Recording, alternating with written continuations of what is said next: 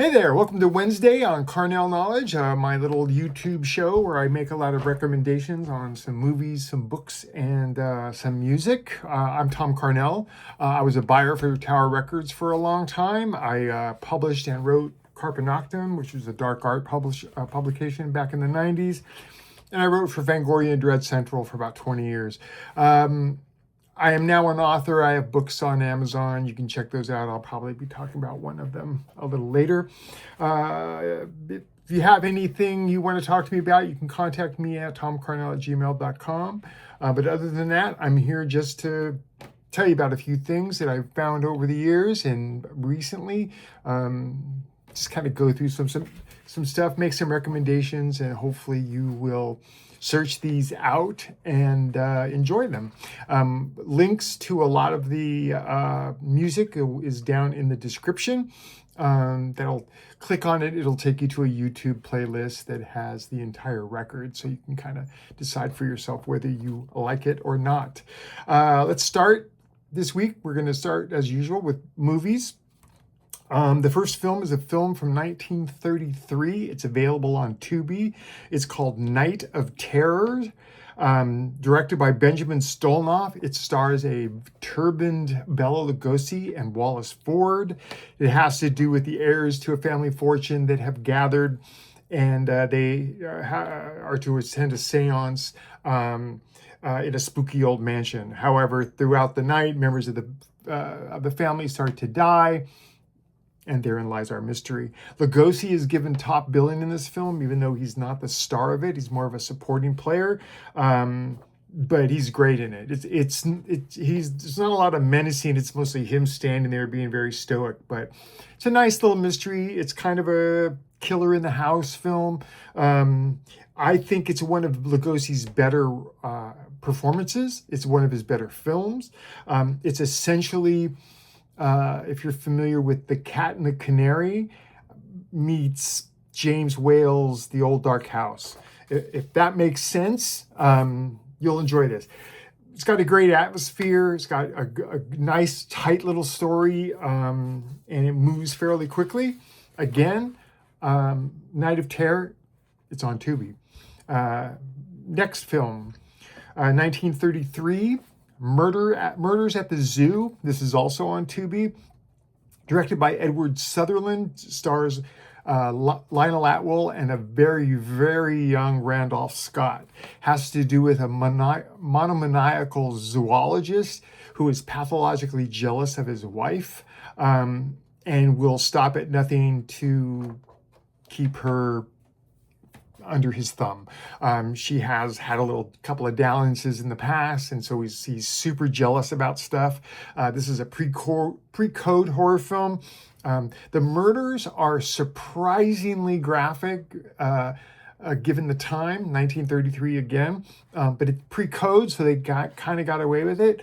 Atwill steals the show. He's menacing, he's kind of creepy, he's kind of a dick, but enjoyable, very enjoyable. And the ending, his comeuppance is brilliant. It's good stuff.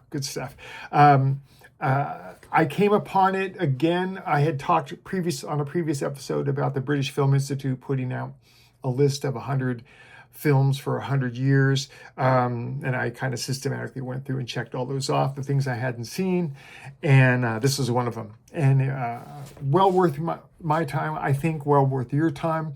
And again, it's on TUBI, so it's free. The third film, also on TUBI. They really should be sponsoring this show.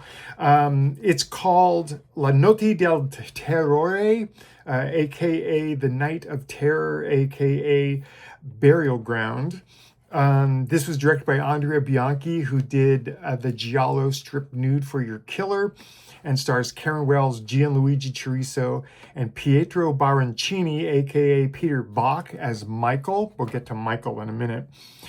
Has to do with an archaeology professor who discovers an ancient crypt containing living dead corpses. What? The zombies go on a rampage, and unbeknownst to anybody, they the professor has invited a bunch of people to his house for the weekend. These people immediately run afoul of the zombies.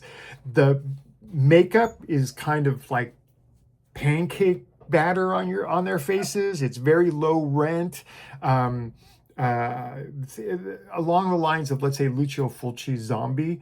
But the kills are graphic, and they are pretty wild.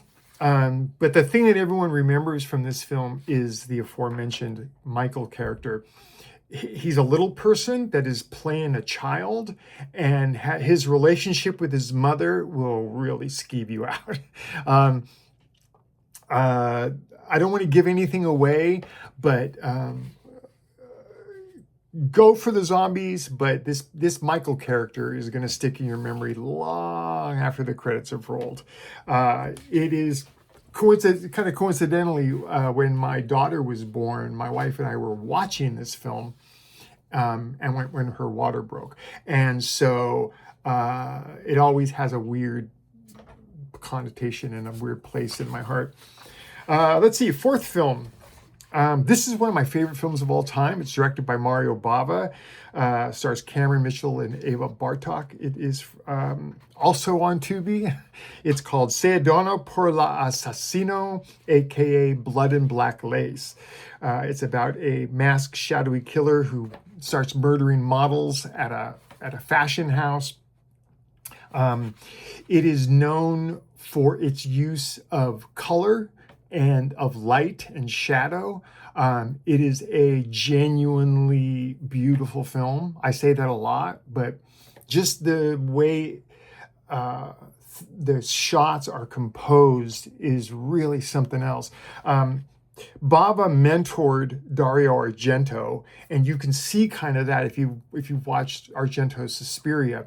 A lot of the color washes, the blues and the reds and the pinks and the red and the purples, completely stolen from Bava, and that's kind of wild.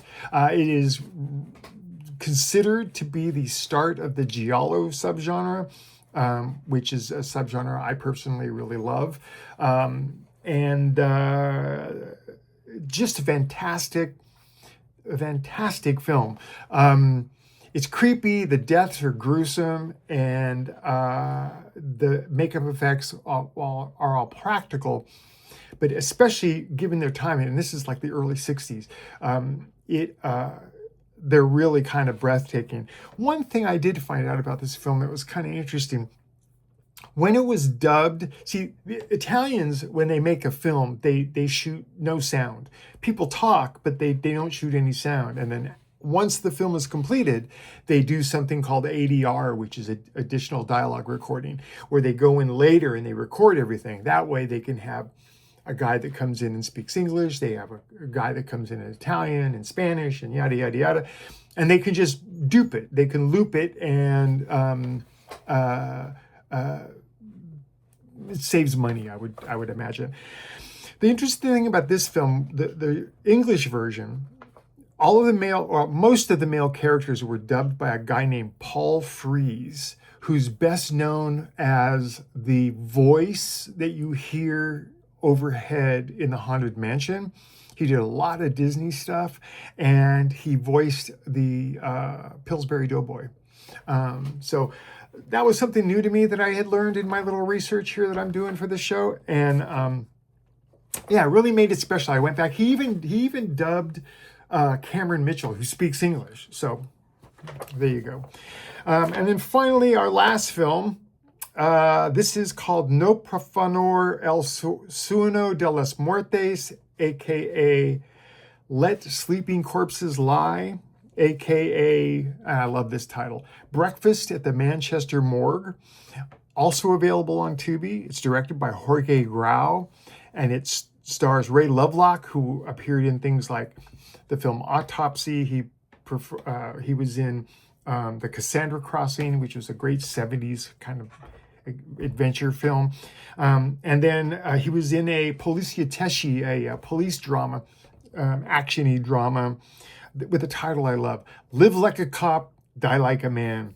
Good stuff. It also stars Arthur Kennedy, who won an Oscar in his career, and one main acting Oscar and 4 Best Supporting Actor Oscars. And he's in this just as a jerk, racist cop who's out to get them damn hippies.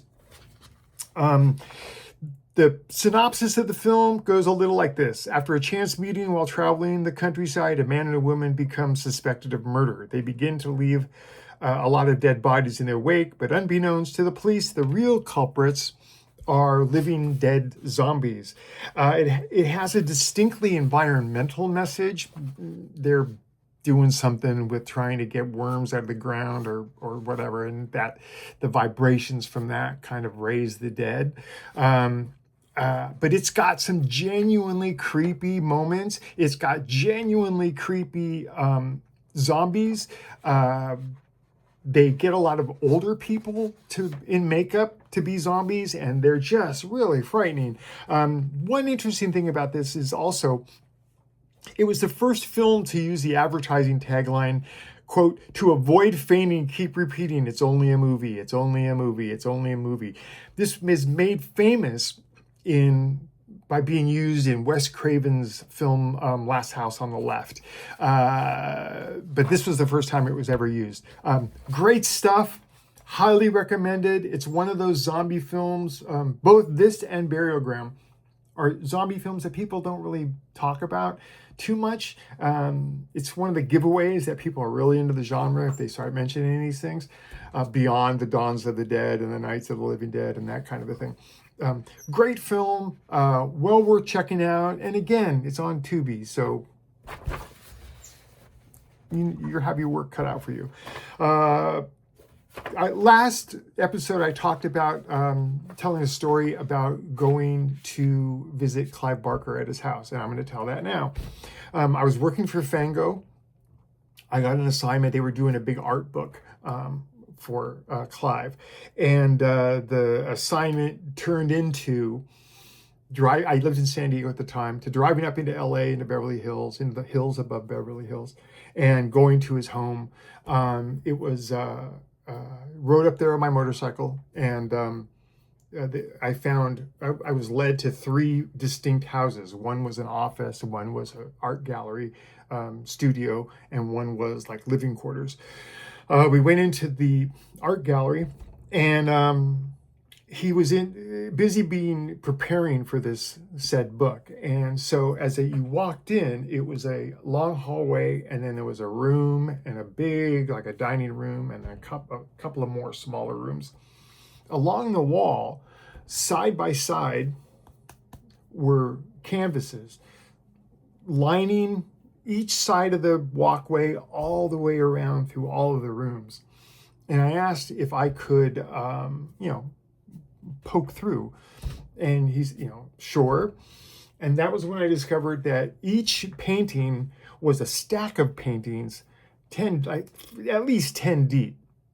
And it was one image after another that would just made you weep. Just beautiful stuff. Just this avalanche of images. We later sat down and at a table that was in the sort of dining room area, again surrounded by all of this beautiful artwork, and we did the interview. That interview will probably be I'm planning a book of all the interviews I did from 2000 to 2014 for Fangoria and Dread Central. We're going to put it out as an ebook, so those will all be available. The weird thing of that experience was I remember a Simpsons cookie jar on the counter. It just struck me as kind of weird. Anyway, that's that story. Let's go on to books. I've got a few books. I'm still reading Jim Thompson's Getaway. I'm about 3/4 of the way through it. I'm enjoying it. I found it as a result of Anthony Jeselnik's book club. Which is also on YouTube, and I highly recommend it. He really breaks stuff down quite well. He's very good at it. I'm enjoying it, but I'm not loving it. I hear there's an ending that's completely different than the films, but right now it's serviceable, which surprises me because it's a famous book, and B, it's Jim Thompson, who's a great writer. So I don't know. We'll see how that goes. But hopefully by maybe Friday I'll have finished it and I can give you a full report on that. A couple of other books. I picked up and read Alma Katsu's book, The Hunger. It's essentially a supernatural mystery meets the Donner Party. It was fine. I wanted it to be better. I would have been better served if I just went out and bought a book about the Donner Party. A lot of the supernatural stuff got in the way of a story that was already pretty compelling. It was enjoyable. I think it's worth a read if you happen upon a copy. But it wasn't anything that I absolutely loved. Yeah, so there's that. The next book, Stephen Pearlman, Ph.D., has a book out. It's pretty new, maybe a year or so. It's called Martial Theory. I was sold on it as it was talking about a new way of looking at martial arts. I've studied martial arts virtually all my life, yeah, I really hated this book. It kept going over points that you got early on, but then he'd come back and hammer it and hammer it and hammer it, and it just left me a dissatisfied customer. So if you're into that kind of thing, go with some trepidation. That's all I'll say. The next book is called Vagabond, and it was written by Tim Curry. It's a biography. And at the outset, I'll say I love Tim Curry. I grew up with Rocky Horror Picture Show. I grew up following his career. I was one of the few people who, back when he did the Fearless, and back when I Do the Rock was a big hit, he did a tour with a rock band, and I happened to see them at the old Waldorf in San Francisco. It was like the band and maybe 200 people, and that was fantastic. You can find a recording of that on YouTube as well. The concert is fantastic. The book, it's very sanitized. I really wanted to get a feeling of the time, which would be the 80s and the 70s, the 80s, and that kind of a thing, and I just didn't. The leap from obscure actor toiling in his craft to star to doing all of these films got brushed over pretty quickly. I mean, it was a good read. I enjoyed it. But again, maybe it's the preconceptions that I came to the book with. I just wanted more. Give me a sense of the time, what was happening in the world, what was happening in the arts, what was hanging out with Mick Jagger really like, that kind of a thing. And it superficial is a word that I would use. And that really bummed me out. Because again, I love the guy, I love his career, and I really wanted something a little more, but I do suggest it. I do recommend it, but just go in knowing that it's that. And then finally, a book written by Reid Mitenbuler. It's called Wanderlust, which is the story of a guy who, it's a true story. He was an adventurer, an explorer. He pretty much didn't discover, but he sort of went to Greenland and found, interspersed with all of the people that lived there, did a lot of seal hunting and whaling, ended up losing a leg and a few other, had some wild adventures, almost starving to death on the ice, and ended up in Hollywood and working on films, writing films about the discovery of Greenland and about those kind of high adventures. It's a great read. It's not like anything you've read, because the perspective is different, which I always look for in a kind of biography.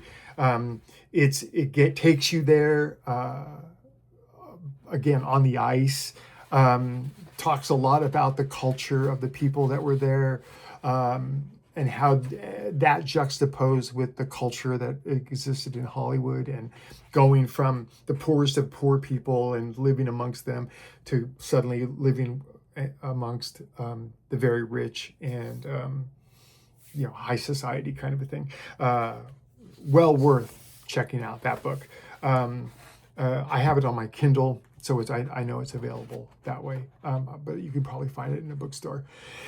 Moving on to records, got a few here. We're going to start with 2016, Jeff Oster. The album is called Live. He's a jazz flugelhorn player and an in-demand session musician. The music on this is very jazz fusion, very funky, a little noodly, if you know what I mean by that. But funky and sassy, and I liked it. It reminded me a lot of people like Tom Scott and Dave Grusin back in the 80s, doing Lee Ritenour, that kind of school. Good stuff, very enjoyable, a little safe, but you could put this on at dinner with your parents and they would love it. It's just really good stuff. The next record is from 2024. This is a various artist compilation. I'm going to butcher the name. MEJOR de los NUGGETZ, Garage and Psych from Latin America. It's a collection of 60s pop tunes done in Spanish. It's very cool and it's very fun. As usual with things like this, like anthologies and various artist compilations, some things are better than the others. But all of it just has this cool kind of garage, kind of surfy, kind of not funky, but in like funk, but more kind of not cheesy, but kind of cheesy, if you know what I mean. It's got a great vibe to it. If you don't like cover songs, you're gonna hate this record. But they do a lot of, they do a version of Train Kept a Rollin', some Beatles tunes, this kind of thing. I really enjoyed it, and I understand that there are a couple of volumes of this. But yeah, great record, great performances. Different is a way that I would frame that. Up next, 2014, the artist is named Bo Steif, Steif. The record is called Hidden Frontiers. He's a Danish-born jazz and rock bassist. He played with people like Miles Davis and Don Cherry, Stan Getz, Dizzy Gillespie. This record is a very if you remember the Quiet Storm kind of sound. It's jazz. It's not cheeseball jazz like a Kenny G, but it's close. Again, you could play it at dinner with your parents and they'll love it. But there's still enough there. Both of those records are still enough there that they make for some good listening. As if you're doing something or even just sitting down and sort of grooving. It's great stuff. Bo Steif, Hidden Frontiers. After that, I found a band called Autumn's Gray Solace. The record that I'm talking about is from 2002. It's called Within the Depths of a Darkened Forest. The band is from Augustine, Florida. They're an American ethereal wave and dream pop band. They have several records out. 2004 had Over the Ocean. There's Riverine in 2005, and there's several others.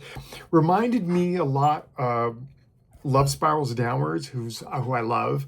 The Sundays, who I also am a big fan of. But it's kind of the vocal music that Project Records was doing back in the 90s and the 2000s, and pretty much to this day. Sam does great work with Project, and this record is not on Project, but it sounds very much like it could easily be on Project. It's good stuff. again, ethereal, very dreamy, very wispy is another word I would use. It's good stuff. Again, their name, and I love the name too, Autumn's Gray Solace. And lastly, this is a record from 1983. It's a self-titled record. The group is called Art in America. They are the first band to use a pedal harp on a major record label. There were several brothers and a sister that performed in the band at the time. The record was produced by Emerson, Lake and Palmer producer Eddie Oxford. Some of the songs were arranged by Dixie Dregs guitarist Steve Morse. It's pop and it's rock, but it's very, very different. The harp gives it different. The songwriting is really, really strong. It blows me away that these guys weren't a bigger deal. I understand they're reformed and they're putting out records now as well. But this first record really stuck with me. I mean, when I was compiling my list of things to talk about, it really, I was like, oh yeah, Art in America. They were a great band. I have never heard anyone talk about them.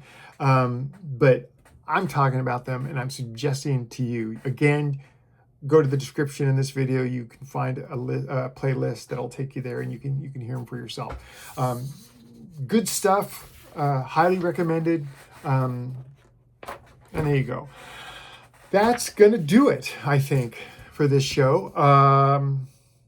I'll be back on Friday. I have a couple of things planned for that. Yeah, I have one last thing to show you, and that is this. I was talking about sharing some of my books. This is my first short story collection. It's called Moonlight Serenades. It has two of my favorite stories that I myself have written. One is called When I Fall in Love, It Will Be Forever, and it has to do with an elderly couple trapped in a basement during the zombie apocalypse. One reviewer said that it made him want to go hug his wife, which made me very, very happy.